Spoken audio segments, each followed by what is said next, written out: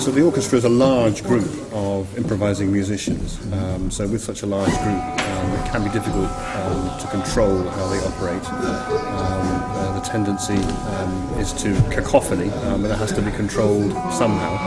I should say that the group has grown out of a tour of the UK that was led by Butch Morris. So the group has started using Butch Morris's cymbals.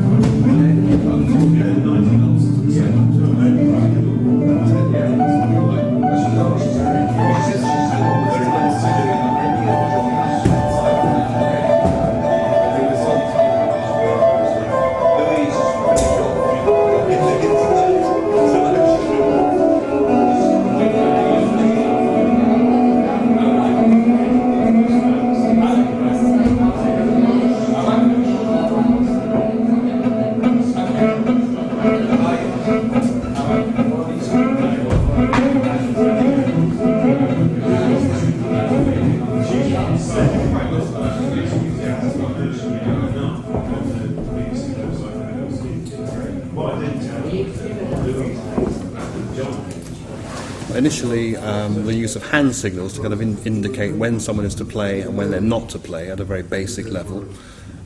So particular individual musicians might be asked to start playing or to stop playing. And then following from that, hand signals which then indicate, well, how should they play and what manner should they play, whether to play a long sustained note, whether to play a short stab, and so on. So there's a kind of vocabulary that's grown out of those basic symbols about when to play and how to play, in terms of controlling the volume, controlling the tempo in some cases, so some elements of time might be brought into that. And then there have been kind of various other experiments using a wide range of tools to try and give some structure to the improvisation. So anyway, when I point at you, it means you start playing. When I go like this, it means you stop playing. When I go like this, it means louder. When I go like this, it means quieter. When I go like this, it means small sounds. That's new. Huh? Yeah. Oh no, sorry. No. When I go like this, it means small sounds. Take amongst causes yourself. Sorry, I had a late lunch.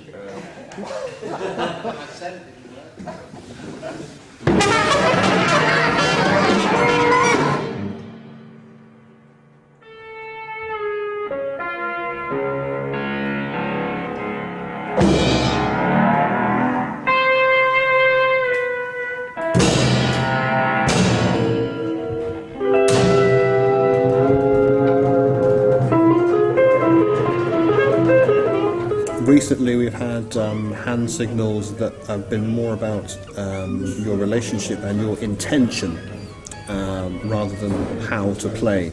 So for instance, a signal that means that Robert Jarvis uses, number 1, which means play as a soloist, number 2, play a sort of a supporting role, and number 3, which means play something which is more of a kind of a basic structure, so maybe something like a bass line or something which underlies the structure.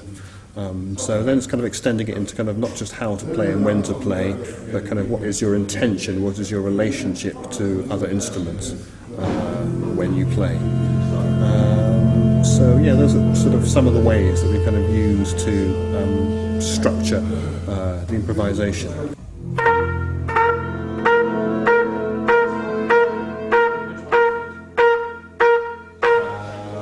Happens 3 times.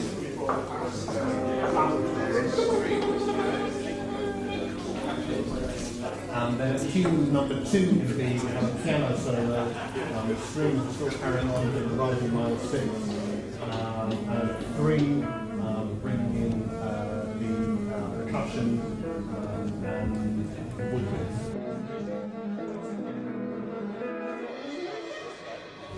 So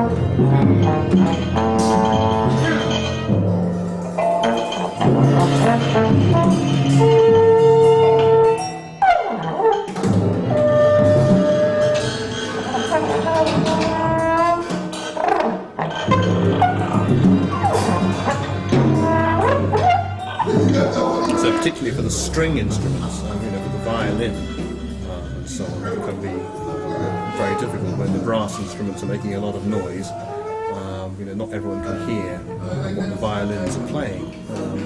In theory, you should always be playing at a volume where you can always hear what someone is playing, because otherwise there's no point in playing in a group if you're playing something and no one else can hear it. So everyone should be attuned to the smallest, quietest sound in the group, but that doesn't always happen.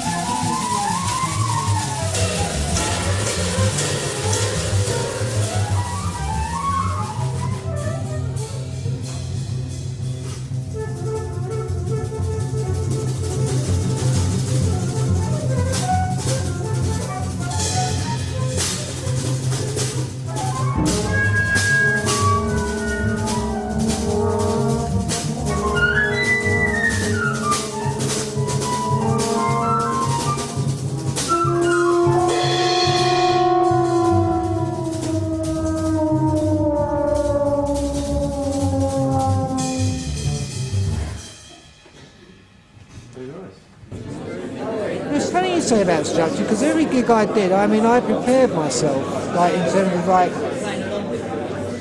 I thought out everything I was going to play, what the musical group, what the group demanded, or what I was going to do, and then I kind of planned. I always planned. That's really the only structure I had in my head. I knew what I was going to do, and I knew the framework the music was going to go to.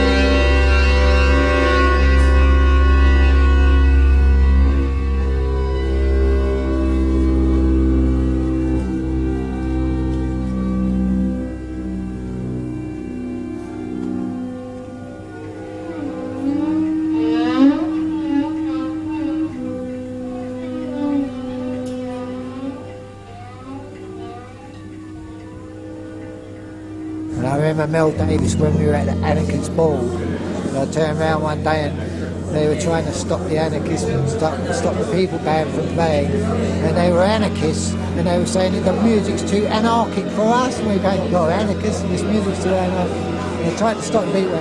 I remember turning around and seeing one person holding hold of Mel's trombone and he's on the other end still playing. And it was like, I was watching them go like this and I was thinking this trombone's going to end up completely bent, but as it was, he was all right. He could have smashed his teeth out.